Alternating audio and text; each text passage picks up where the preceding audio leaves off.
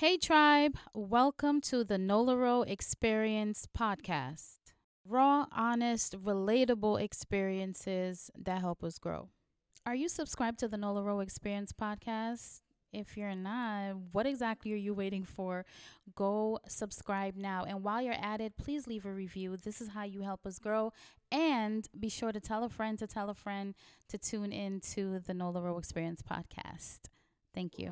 On today's episode of the Nola Experience podcast, I am interviewing my mom. Yep, this is my mom. And of course, the SOA Q&A and today's happy habit.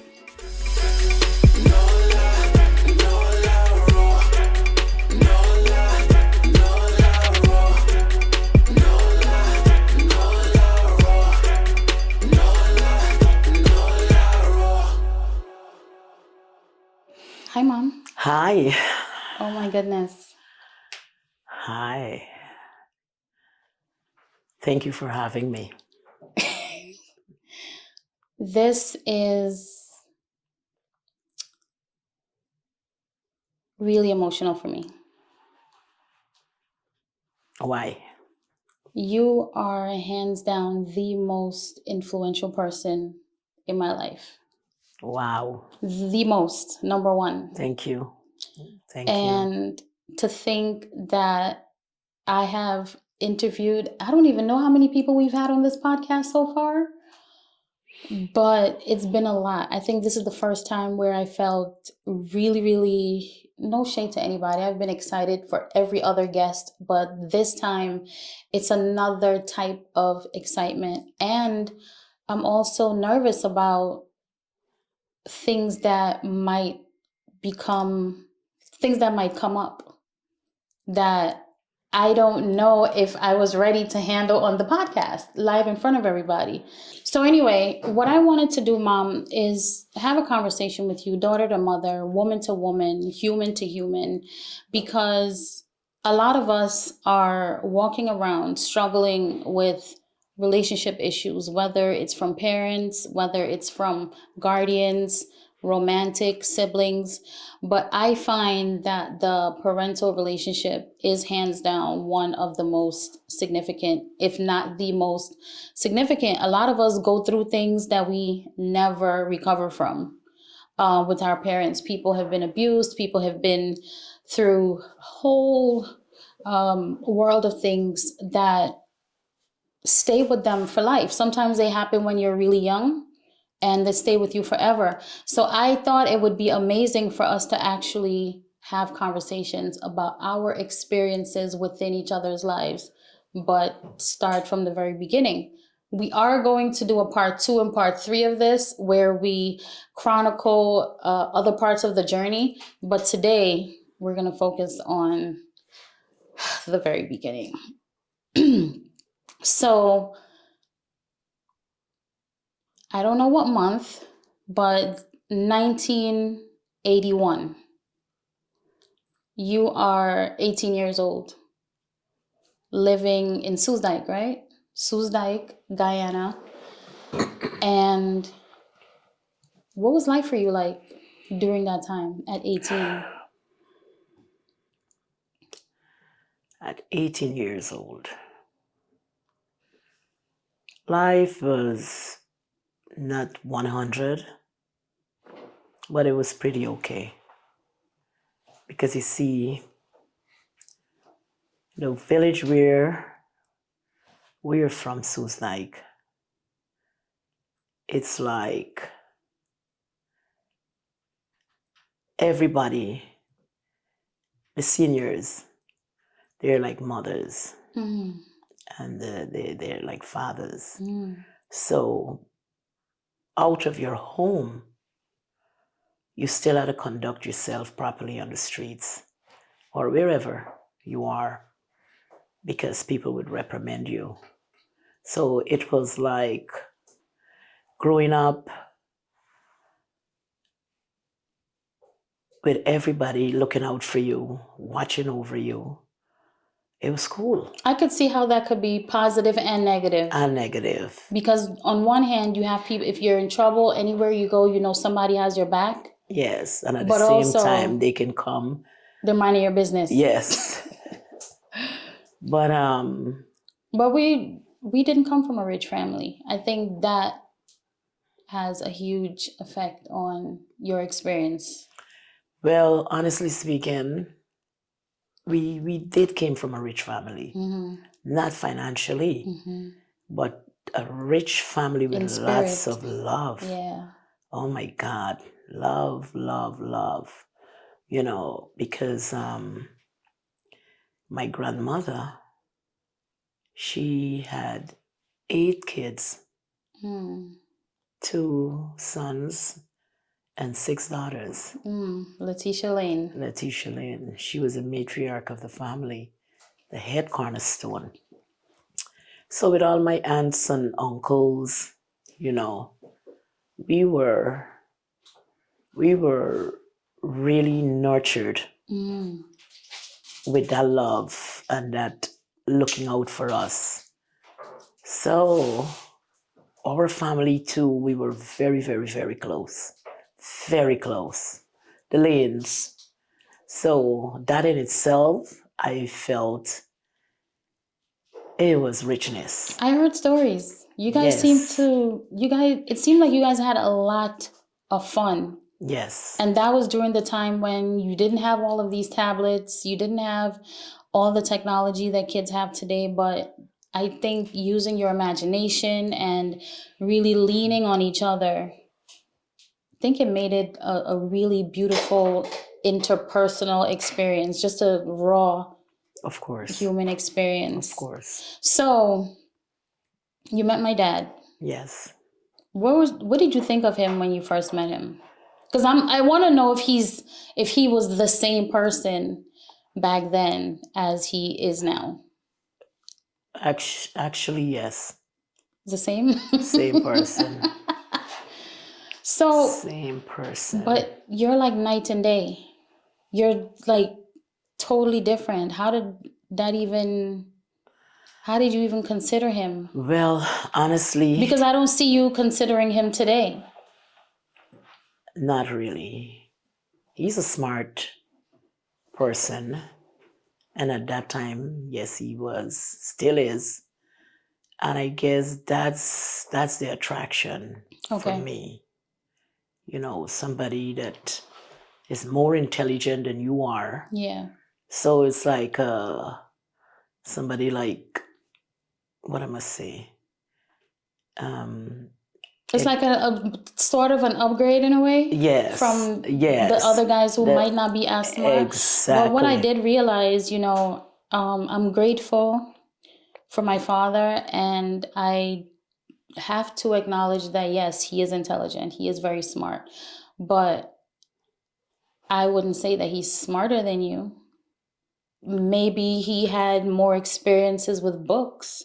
Maybe he had, obviously military training, but you're hands down one of the smartest people I know, because you're able to navigate so many different people. And the way you interact with people and get along with people, and the amount of people who love you, that's a form of intelligence that's more emotional rather than books.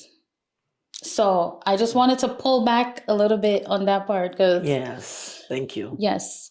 So thank you. When you guys were together, did you consider the possibility of becoming a mom? Did you think? No, never, because honestly speaking, in those days, you're actually having sex with no condoms. And fast forward now, you think about it, it was crazy. Yeah. It was crazy, because in those days, there were STDs just like now. But I guess because it was a smaller amount of people, the chances were a little lower. Yeah, as opposed slim. to a place like New York City, where there are literally millions of people, and you're coming from a place where there are just hundreds of people. So how did you feel? What were your feelings like when you found out you were pregnant? Scary. Very scary. I was scared. I was scared because I had a very good friend of mine, big woman, and I told her before I even told my mom, and she was like, you know what? I can take you to get an abortion. And I said, okay. But in my mind, I said, hell no. Because that individual never had a kid. So I guess that motherly instinct or motherly feelings, she didn't have that. She didn't have that. She couldn't understand exactly what it is to have a child or a young one in your stomach. Even though you're scared, you know that this is a human, a little human, a little life, you know. And I told my mom, and she was a little upset, but at the same time, she was like, who's this guy? And I told her, and she was like, I'm just imagining her. Yes, she was going crazy. You know, like, I hope he steps up and takes care of things. Yes, because at that time I was so confused. Honestly speaking, I was so confused because there was so much going on in my life. You know, I wasn't really grounded in the sense of finance and working at Tamari, at that time was Tamari International Airport. Yes. So were you done with school at that point? Yes. And did you drop out? No. I went to community high school. Okay. And that was it. Okay. And then I started I went to the Army base, which is in Tamari, and I was doing what you call it, it was like it's a work study program. Okay, a course. A course where I was doing medic. So I went into that field. And for the people who don't know, Tamari is another village. That's the village next to the village we're from. We're from Soesdijk. Tamari is the village where all international flights come through.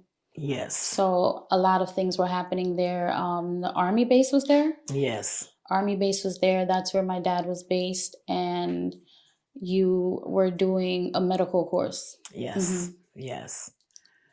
But the whole thing of it that I regret today, that he was married. But did you know beforehand? Yes. But you're young. Yeah. And it's like, whatever. Whatever. Yeah. But I regretted that, you know. But I'm okay now because. So why do you, the obvious moral factor, right? This person is married. Yes. But is there something else deeper that makes you feel regret about it? Yes. The stuff that he denied you. You know, he denied you. Yeah. And it was hard. Yeah. Very hard. Because one time he said, oh, yes. One time he's in, one time he's out, you know. He was scared. Huh? He was scared. I guess so. I can't talk for him. Yeah, he was scared. Okay. I think that's like a natural human response. Yes. He was scared. He screwed up. Yes. But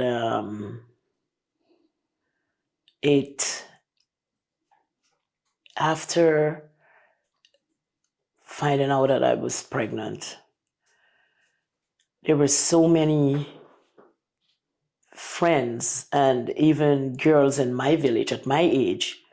We all were pregnant. It was like an epidemic. Yeah, that's true, because I did grow up with a lot of people who were born around the same age, time. yes. So it's like, okay, we all are pregnant. Yeah, so there's no shame. There's no shame in the game. But honestly, now, when you look back, it's like, ew. Really? Why do you think that? Because there were no kind of schooling or educating us about getting pregnant or sleeping without condoms. Or, I could have been a dead woman today. True. Dead and gone. True. Because there was so much going on. HIV, all kinds of diseases were out there and still is. Yep. So there were no kind of education on parental guidance, even before you had sex, or nurturing you like, okay, so when you get to that point, you're saying, no, I'm not doing this because XYZ, this could happen. Do you have a condom? Can you please put it on? Stuff like that. You don't know. You just go and do what you had to do. And it's so crazy. But anyhow, I've been through that. Going to clinic every month. How are you feeling during this time? So I know you started out with fear, which it makes sense because you're about to walk into a whole new world that you've never been in. And that's always scary for anybody in any situation. Yes. So I'm growing. You're feeling me moving around. What are you feeling? What are you thinking other than fear? Are you excited? Or are you making plans? Fear. The biggest fear is you can die at child's birth. Or because I'm thinking that was a common thing. Yes, the baby can die in you. Or when is the time for you to give birth, the labor that you got to go through. Yeah. All those things come together. Yeah. So were you happy about it? Of course. When you were born, I think it was a gift from God because I had dreams, so many dreams before you were born, when I was pregnant. Dreams. I remember that one dream about me drowning. Yes. I dreamt while I was pregnant. I dreamt we had a big coker on Suicide Back Road. I don't even know how to really describe what that is. I want to call it a little lake. It's not it wasn't. It's like a stream. It was yes. It's a stream. A stream. And if you follow it, it eventually connects to the river. The Demerara River. So, but it's a stream that goes under the road. Exactly. So if you're on one side of the road, you can see it. If you cross the road, you can see it continue. Okay. Of course. And the water is black. Yes. Under the bridge, really. Yeah. Yes. So I dreamt I was pulling out babies and out of the water. And I said, no, this is not, because all the babies basically they were like dead babies. You were pulling out dead babies. But did you know what you were searching for? Not really. Okay. But I know like somebody is drowned in and I have to help. And then now after I realized that was a dream, you were face down. You found me face down at the bottom of the water. At the bottom of the water. And I pulled you out and you were breathing and had life. And I was like, thank you, Jesus. Thank you, And I got out of the water with you. And I said, wow, this is this is special because it's like out of all these dead babies, there was this only one baby that was alive. And that was my gift. Wow. You were my gift. Wow. Till now. I love you so much. And so pretty. And when you were born, oh my God, the prettiest thing, the prettiest baby ever. Ever. Seriously. There's 8 billion people on the planet and I'm the prettiest. Nice face. So I was excited. I was in labor for like all week. So what's the reason why, if you were already in labor and you knew I was coming, why was I born in the house? Because I went so many times to Georgetown to the hospital. And that's like an hour drive. Yes, that is what you call false labor. You know, every time I go to the hospital, they would admit me, have me there, and you're taking up their time. space in the using up beds. Even though we were head and tail in the beds. What? Yes. You were sharing a bed with people? Of course. That was Georgetown Hospital at that time. Yes. Okay. So that was one time, 2 times I went there, and the 3rd time I said no, home. So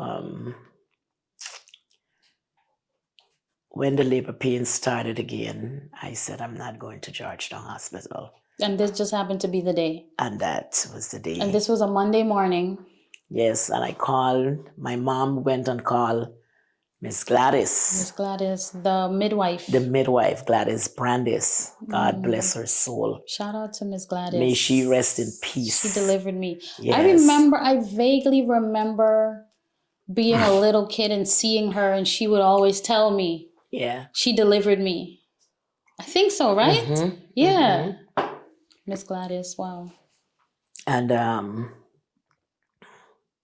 then the nurse came from the clinic. Okay. The real nurse. Okay. She came and she redone the umbilical cord. Okay. Right? She come with a professional clip. Tools and stuff, and everything, and the what you call the whatever solution to clean up, and that was it. So what did you think? What did you think motherhood would be like? What did you imagine it would be like during that time? Well, I imagine, because like I said, I had my mom, I had my dad, I had families, I had friends, and I know it's a journey, but at the same time, I'm not alone. You know, I'm not alone because I can leave and go out and somebody is there looking after you. We didn't have daycare and all those fancy stuff. The village raised the child, or the village raised the children. There was no daycare. No daycare. Wow. You can leave your kid next door, or, you know, and at that time, it was safe. Right. You know, excuse me. So, I was carefree in the sense at that age. Mom, you're still like that. I'm still carefree. Yes. Carefree because to a fault. I always feels like tomorrow speaks for itself. Yeah. I never like stressing it or wondering. Mom, really? Because to this day, you don't like to plan. I don't. You just like to go with the flow. Go with the flow. And I think it's doing wonders for me. Really? Yes. Because it's stressing me out. I'm doing no stress, honestly. So as the day goes by, you know, well, of course, you're getting your milk to feed the baby. I breastfed you for a long time. Very long time. And like I said, it was a journey, but there wasn't any like, okay, I'm gonna get a house or get a car get my act together so I can live happily ever after. It wasn't like that. What were you thinking about? It's like when you're in, what am I say? I had friends that were married, you know, having their husbands, getting their children, and like this storybook life. Mm-hmm. I never had that. Did you want that? Well, honestly speaking, yes and no. Because I don't really see you in a storybook situation when you were younger, but I can see how everybody wants stability. Yes. And comfort and security. Exactly. But you don't want to be locked down. That wasn't it. No, I want to be free. Yeah. Everybody wants to be free, but there are so many levels to, so-called freedom that can also be dangerous. Yes. Once you put yourself out there and you're like, I do whatever I want to do. Yes. There are consequences. Yes, because you're going out, you're now like and there were a lot of predators out there in the sense of male. Mm-hmm. You're going out, you're going partying or whatever, people are watching you. You know that. And especially when they know that you're young, you don't have a stable life. Yeah, in the sense of, yes, you're vulnerable. So they can come and talk to you and feel okay, can get it, and keep moving and stuff like that. So you had to be aware of that, So that was another thing. You had to be focused. So even though you were... Did you feel like you were taken advantage of in any way? Well, I wouldn't say that. Because I don't see that either. my brother was crazy, Uncle George. And my brother, his name was George Rodney, that I still love today. He told me, he said, listen, I don't have a problem with you talking to people, but let me know who they are. Mm-hmm. So anytime they try it, I'll get them.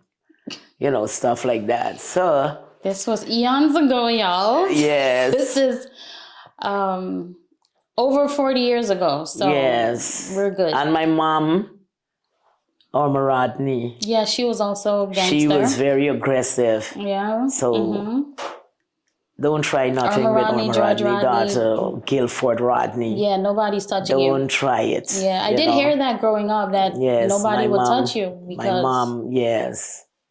But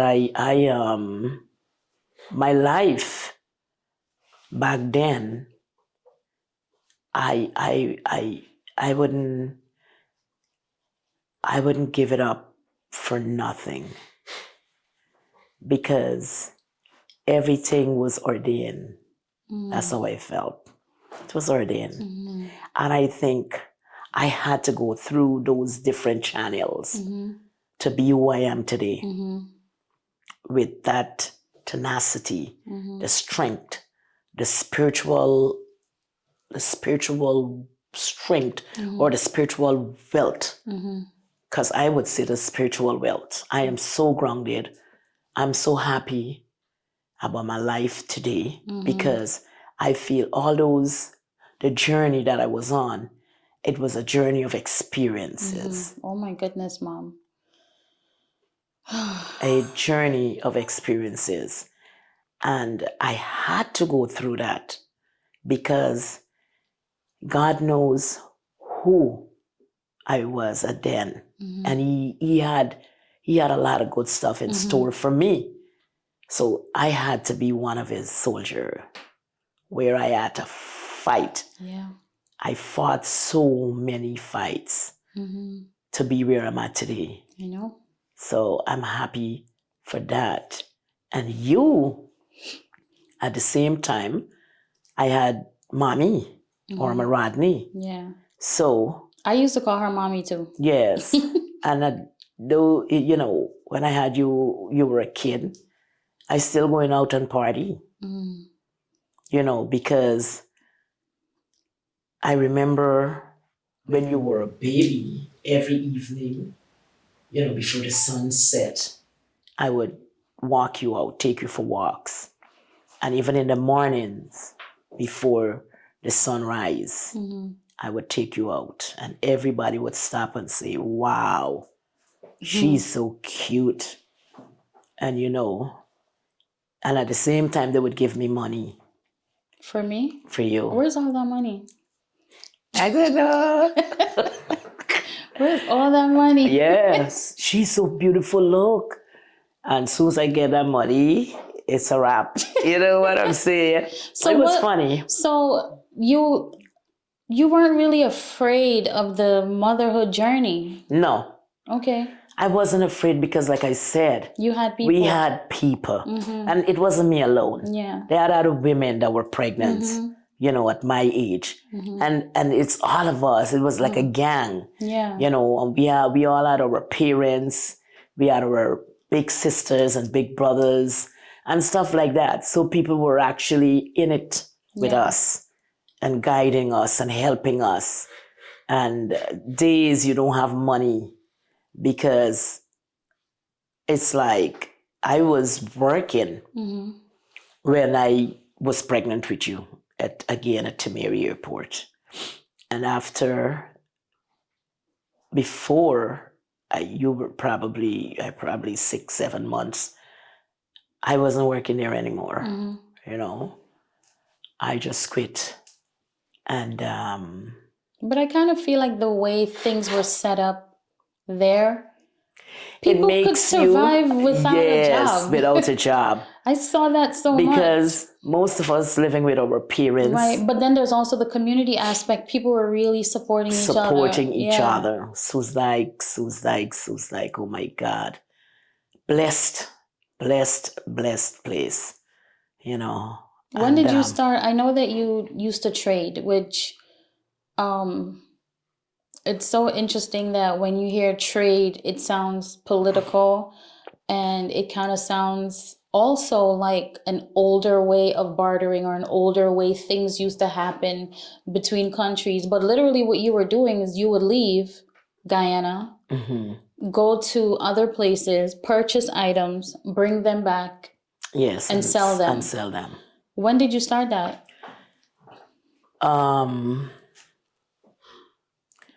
I started that after leaving civil aviation. I started going to... what is civil aviation? That's where I used to work. Okay. Oh, okay. Yes. The airport. That's the company. They used to call it CAD. Oh, right. I did hear about that growing up. I never knew what it stood for. Civil Aviation Department, yes. So they were like controlling, like getting, let me remember. They were like the foundation. Okay. You know, of TNREP Airport. I feel like everyone worked there at some point. Everybody was on the works for civil aviation, making the planes, you know, directing the plane, fueling the plane, cleaning, baggage, package. Got it. Okay. Civil aviation, yes. So they're like an airport contractor type. Exactly. So, Mom, you started trading at 1920? Around that, yes. When they had, we were, our country, in those days, President Burnham. Okay, and just a real quick history for the people who don't know. He was a prime minister. At that time? Yes, we didn't have no president then. Right. Yes.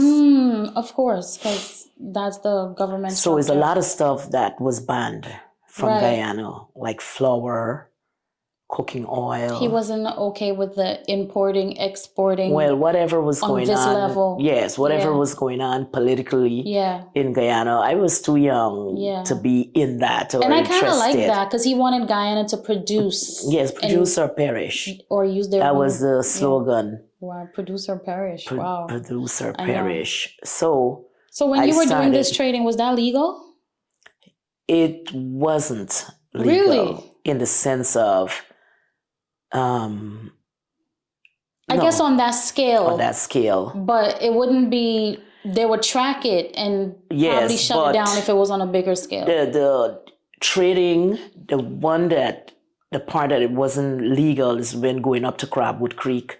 What's that? Crabwood Creek is a place in Berbice. Okay. Where they trade goods. Okay, that's goods come from. They have ports. Suriname and all these places. Okay. And they bring them to Guyana, shores of Guyana. Suriname, Venezuela. Venezuela, yes. Got it, okay. So you go and you purchase stuff. Got it. And all the stuff that you purchase is contraband. But you didn't actually go to Suriname yourself, did you? One time I went there. And you went to Venezuela too? Yes, I went to Venezuela. Okay. So that did you go to Brazil too? Not Venezuela, sorry. I went to Brazil. Okay, you went to Brazil. I went to Manaus. But from Crabwood Creek to Georgetown, that was illegal. Why because is that? remember, bringing in this contraband is contraband. Right, it's not supposed to be there. So you're hustling now. So if the police stops you, they would seize all your goods. So were you ever stopped? Were you ever caught? No. Okay. Thank God. And about how long do you think you were gone when you had to do those runs? Well, it's just for a day. Oh, really? Yes, you leave early in the morning. You leave the country and come back at the end of the day? No, Crabwood Creek was in Guyana. No, the times when you did leave the country. Oh, like a couple of days. Okay. Yes, like for 2 days, 3 days. So when you go to Suriname or you go to Brazil, where are you sleeping? You got to go to a hotel. Oh, okay. Right? Wow. But you go to Letem Forest. You cross over to Bavista. And then you take the bus or whatever to... And you don't need a passport for that? Yes, you do. You do? Okay, because all of this just sounds like a back road movie. And then at that time, yes. Okay. But I don't know why I'm imagining nobody knew you guys were leaving the country and this was all in the dark. You come back with your goods and you sell. But like I said, in those days, once you're going through ports and you have your passports and stuff, and you buy your stuff, you buy stuff again. That is not contraband in those days. Okay. Once Crabwood Creek, you're coming in and stuff like that from Crabwood Creek. Yeah. And you're bringing in those stuff. That was illegal. Okay. But people bringing in like different stuff. Okay. Plastic bags, icicle bags. Supplies to run your business. Yes. Okay. Even to do your retail business to other stores. But like I said, it was fun. Okay. So did you feel like once motherhood was like really real and is really happening, did you feel this is not what I thought it would be? A lot of times, because there's a time when it really hits home. Like, oh my God. Here's this other human that I needs me all the time. Yeah. Yes. And reality steps in, and you know that you have to raise your kid. And for you, honestly speaking, you made it so easy for me because you were very quiet and shy, but at the same time, you had a big mouth, and you were very smart, very smart. So you of yourself used to look after yourself. I used to take care of myself. When I say that, you understand. I know exactly, because Pharaoh's the same way. Yeah, self-sufficient. Yeah. And so what about that time when I How old was I when I overdosed on pills? Oh my God. You were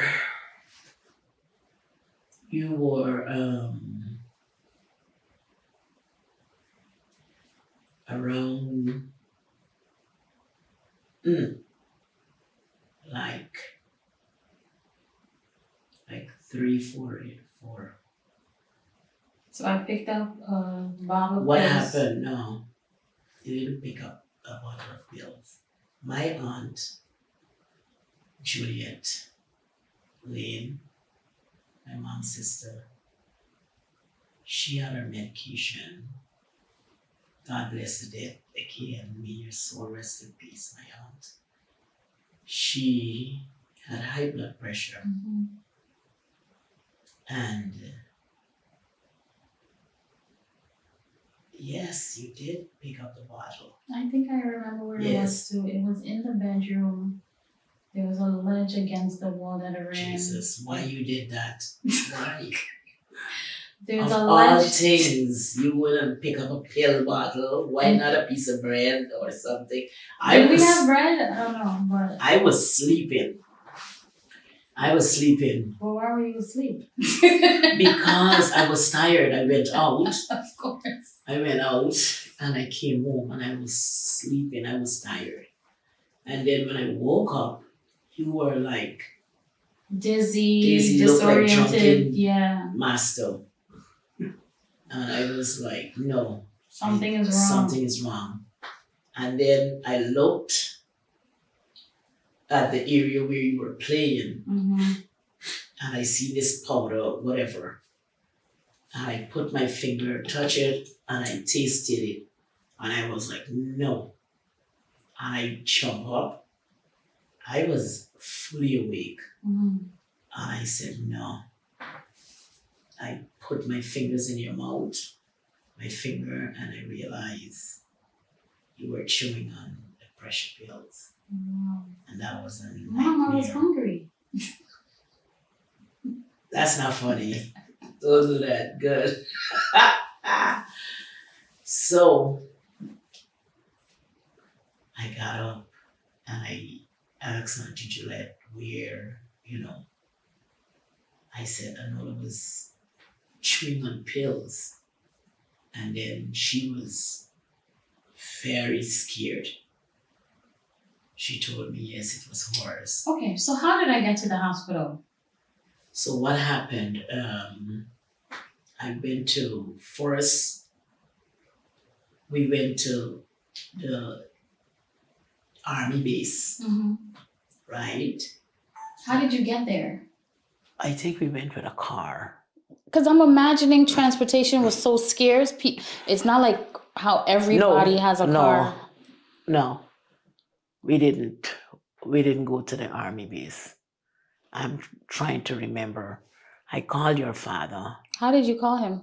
I had his number. But I know you didn't have a phone. Yes, I probably went to somebody's house. Man, yes. It's just the landscape. It's just the way things were structured back then. Yes. That amount of time, I can see how somebody could die in that space of time. Because you have to go to somebody's house, use their phone, wait for him to come from the other village. Yes. And he came out with a soldier jeep. I remember. It's one of those jeeps that don't have a door, right? Yes, they have a door in front. Mm-hmm. Yes, but I had to open up the back. Oh, okay. So we went down to the Georgetown Hospital where they pumped the poison out of your system, I would say, because that was poison. Yeah. And you were in there for a few days. Wow. And then they discharged you. But... Was I different after that, or did I just go back to... No, you weren't different after. Okay, I went back to normal. Everything was fine. Everything was fine. But that was an experience because I could have been sleeping and wake up to you being dead. So there's the lady that said you should have an abortion, and then there's the pills. So there's been a couple of times where I made it. Thank God. And then on top of it, I said, you know what? If I'm going into bed to sleep, I had you in there with me. Mm-hmm. You know, I had you with me because I couldn't make that mistake again. So,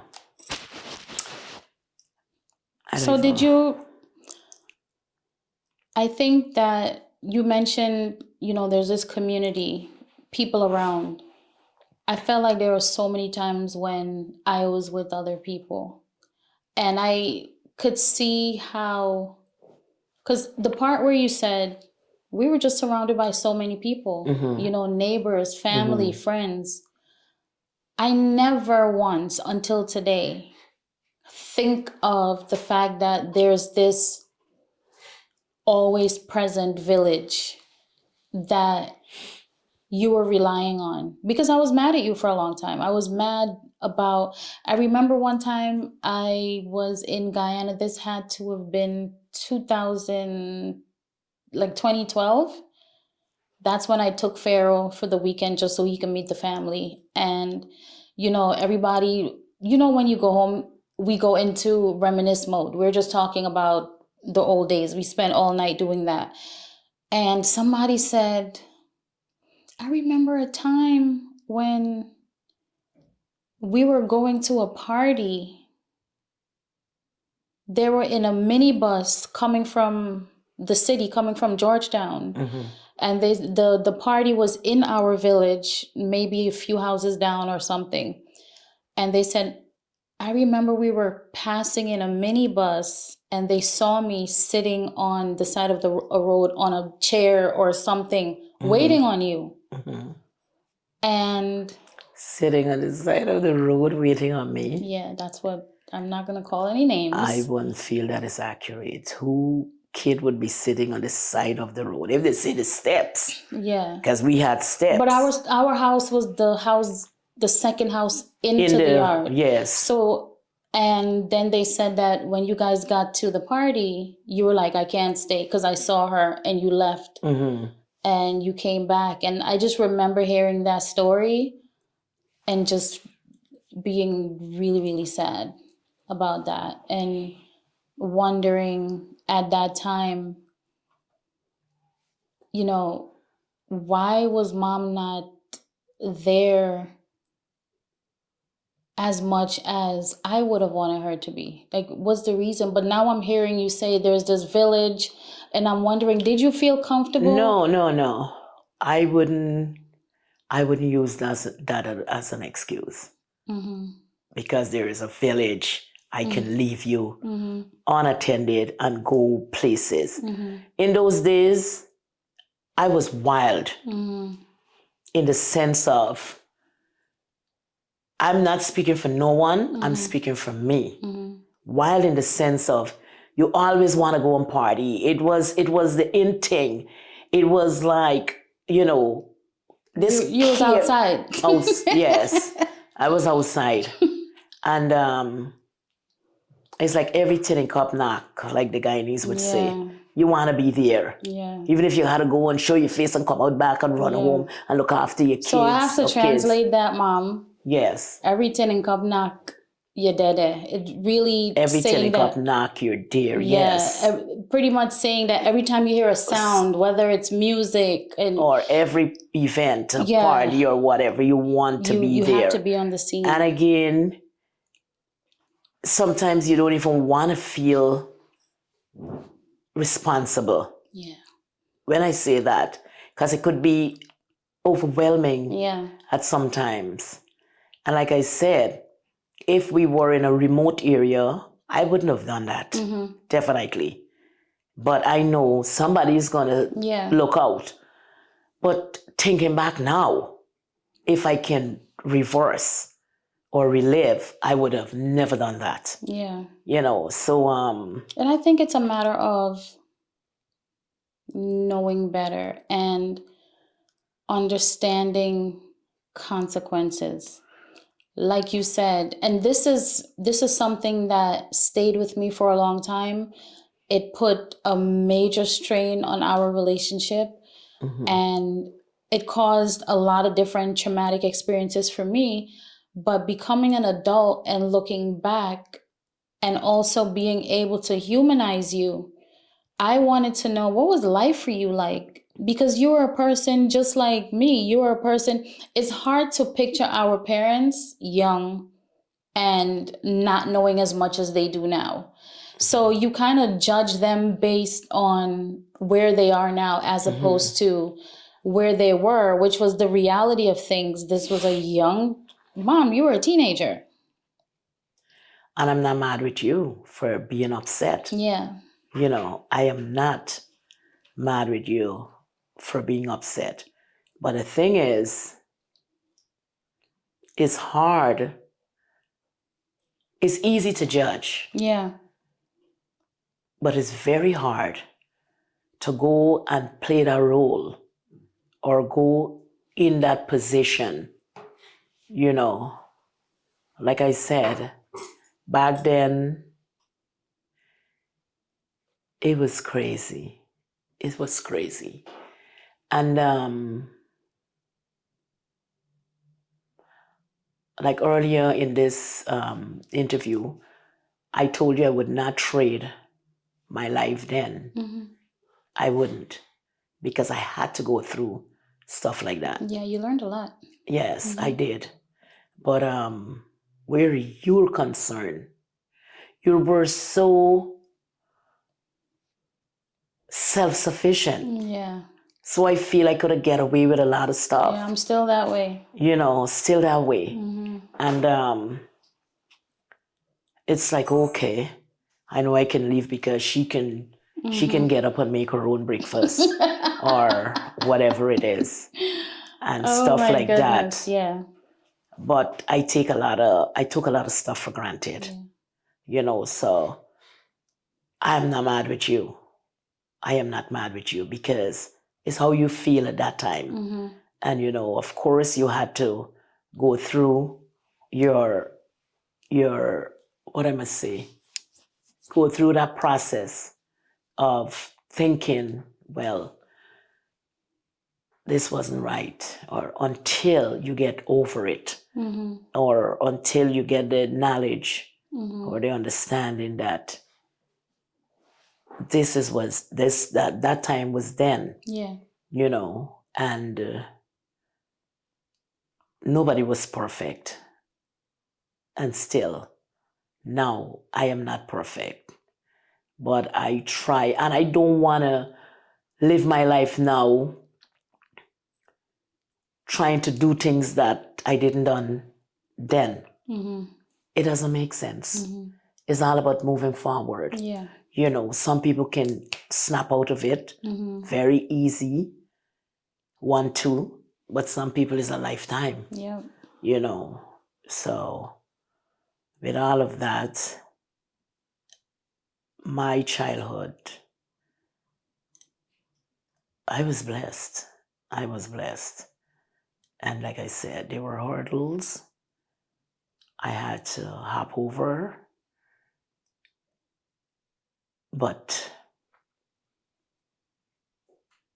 I'm happy that I'm here today. I'm alive because I knew of so many friends that died. You know, all kinds of stuff that was going on. HIV, young friends at my age that gone, that is not here today. And I could have been one of them.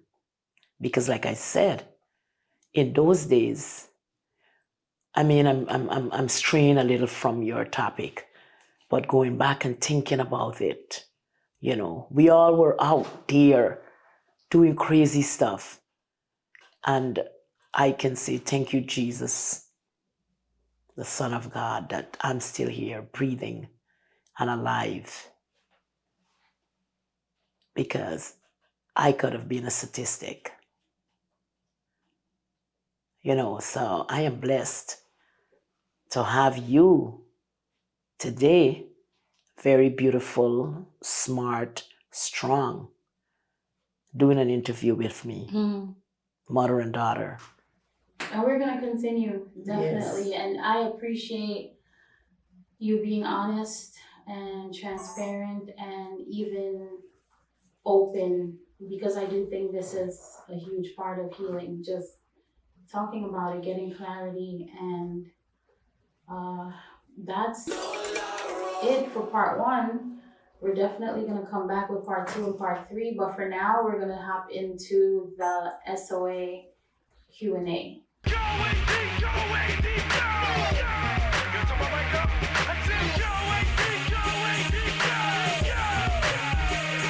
The SOA Q&A is shot of adrenaline, question of the day.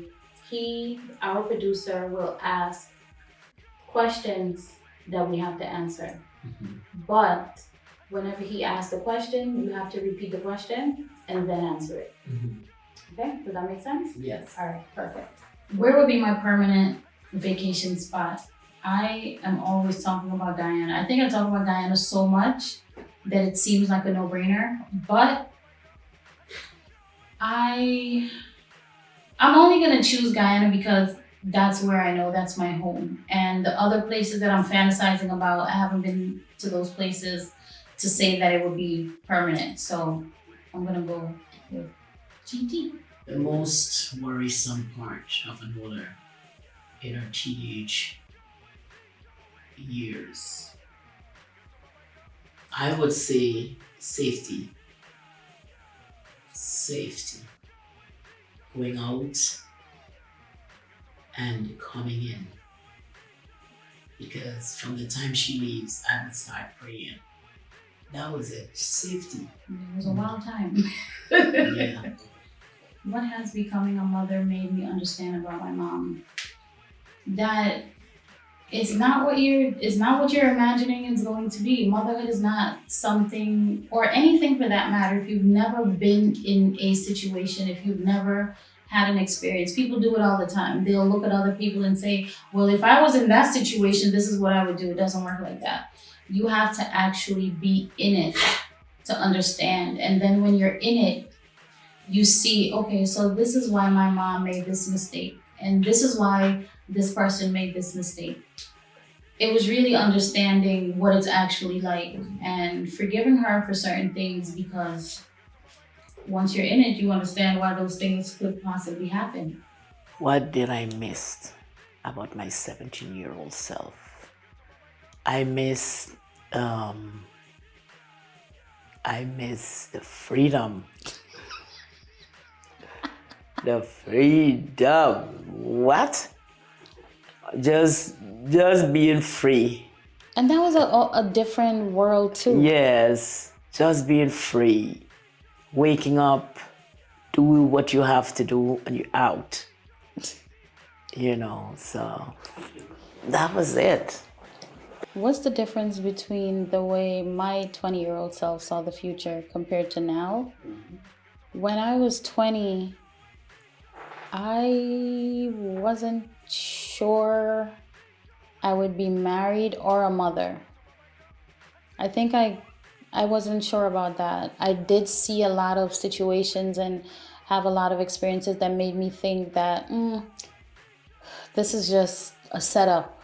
I'm just going to walk into that situation and experience hardship. It's going to be hard. It's going to be tough. I'm not going to be happy. Today, family is everything to me. And I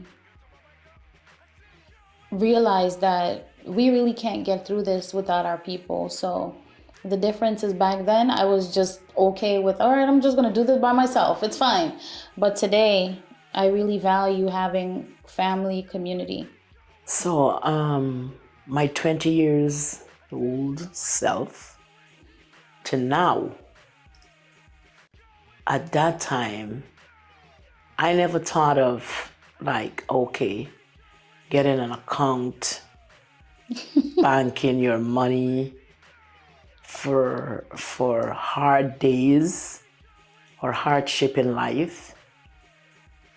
I was, like I said, again, things was coming so easy that you never had that major responsibilities, because it's like you can click your finger and stuff could happen.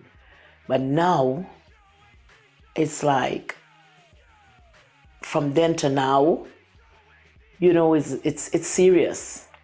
You have to set a foundation. You have to get stuff together. And that's a responsibility in itself.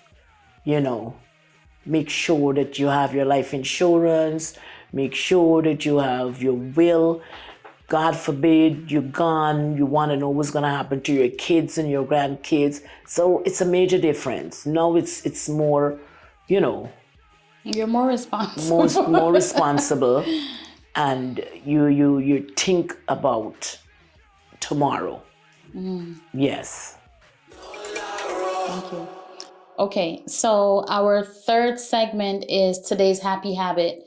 And Mom, I'm going to ask you, what is a habit that you practice daily or maybe periodically that brings you joy?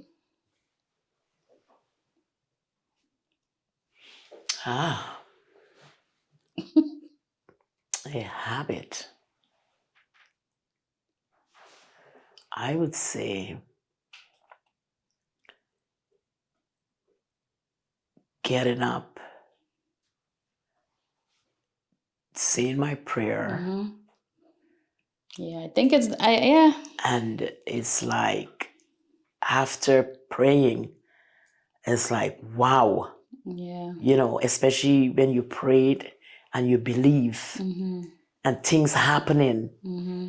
And you said, oh my God, prayer works. Yeah. Prayer helps. Yeah. So that is something, prayer for me. Prayer. Awesome. I love you. I love you too. Thank you.